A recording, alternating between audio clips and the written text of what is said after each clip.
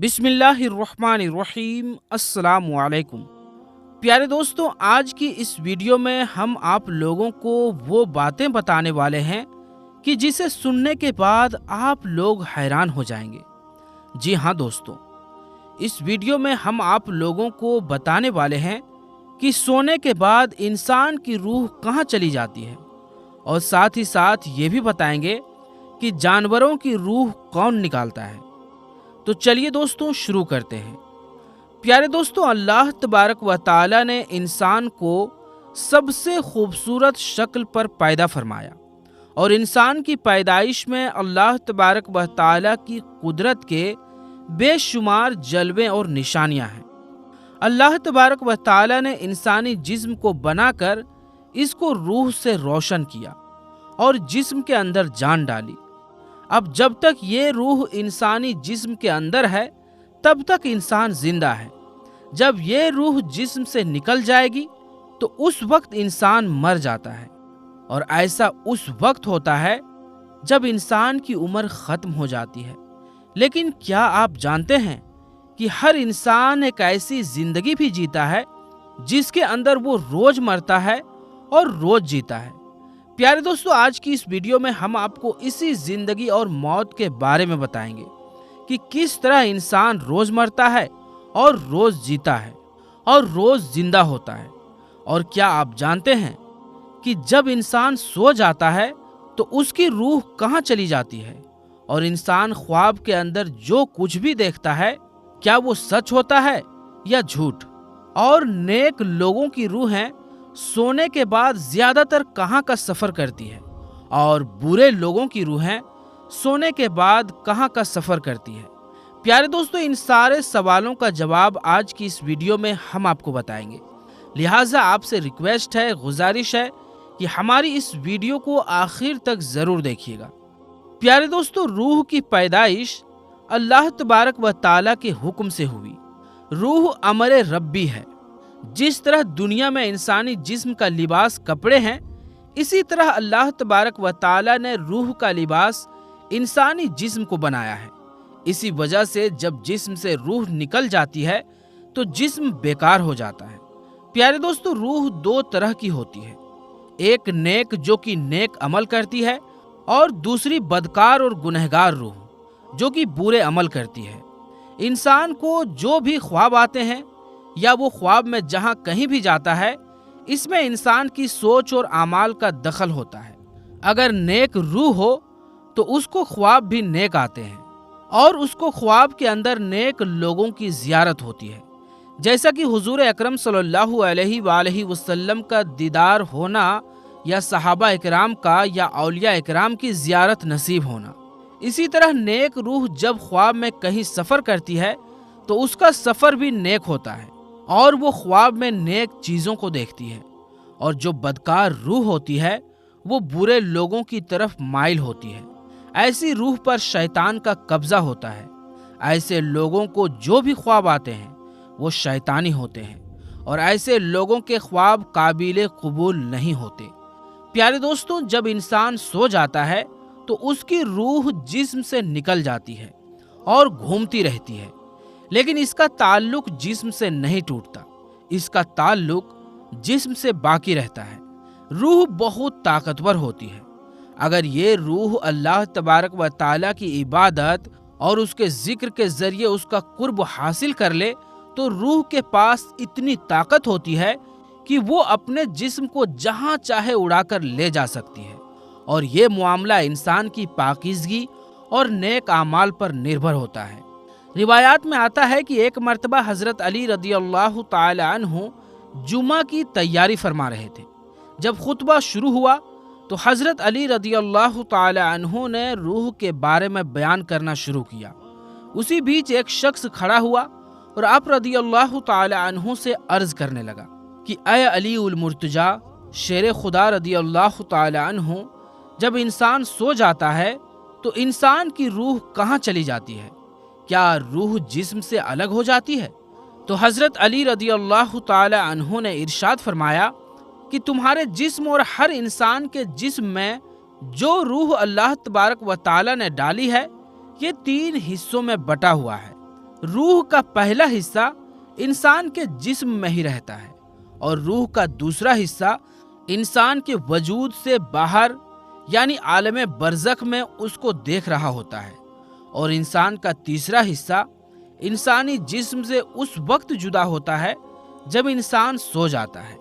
अगर इंसान नेक और अल्लाह तबारक व ताला का फर्मा बरदार हो तो उसकी रूह एक ऐसी दुनिया में चली जाती है जहां अल्लाह तबारक व ताला ने जिन्नात और इंसानी रूहों के बीच एक रास्ता बनाया है। ये नेक रूह जब उस जगह पर पहुंचती है तो उस वक्त इंसान को ख्वाब आने लगते हैं। वहां ये नेक रूह वो सब कुछ देखती है जो आगे दुनिया में होने वाला होता है। और अगर इंसान गुनहगार और अल्लाह तबारक व ताला का नाफरमान हो तो ऐसे इंसान की रूह उसके जिस्म ही में कैद होती है और उसको ख्वाब में नेक रूह की तरह कुछ भी नजर नहीं आता। और अगर इंसान नेक और अल्लाह तबारक व ताला का फर्मा बरदार होता है तो अल्लाह तबारक व ताला ऐसे इंसान को एक खास किस्म का इल्म अता फरमाता है। उस इल्म के अंदर ऐसी ताकत होती है कि अगर इंसान जब चाहे जहां चाहे वहां पर जा सकता है। लिहाजा जब इंसान अल्लाह तबारक व ताला को राजी कर लेता है, अल्लाह तबारक व ताला की रूह को हर तरह की कैद से आज़ाद फरमा देता है, उस वक्त अल्लाह तबारक व ताला इसको एक खास इल्म अता फरमाता है जिसके जरिए ये जहां चाहे वहीं पर जा सकता है। प्यारे दोस्तों, हकीकत यह है कि इंसान के ख्वाबों का और रूह का ताल्लुक इंसान के आमाल के साथ है।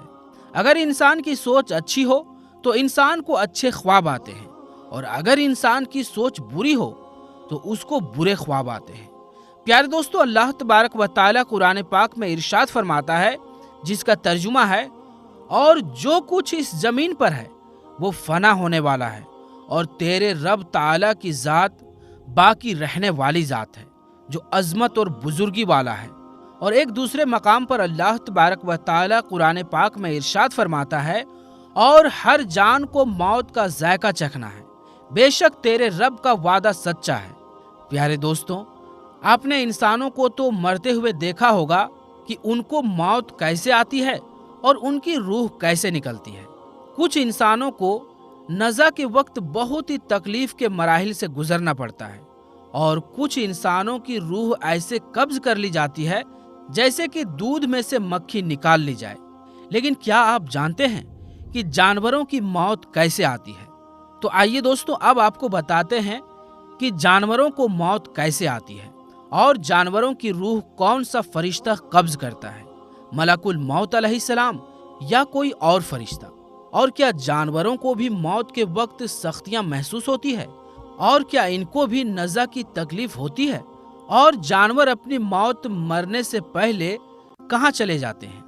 क्या जानवरों की मौत से पहले अपनी मौत के बारे में पता चल जाता है? और अपनी तबाई मौत मरने वाले जानवरों की लाशें हमें नजर क्यों नहीं आती? प्यारे दोस्तों, इन सारे सवालों का जवाब आज की इस वीडियो में हम आपको बताएंगे। दोस्तों, अल्लाह तबारक व ताला ने जिस चीज को भी जिंदा अता फरमाई, फिर चाहे वो इंसान हो, जानवर हो, परिंदा हो या कोई दूसरी मखलूक, उसको एक दिन मौत का जायका जरूर चखना है। जिस तरह इंसानों को फिक्स किए हुए टाइम पर मौत आती है, इसी तरह जानवरों को भी फिक्स किए हुए टाइम पर मौत आती है।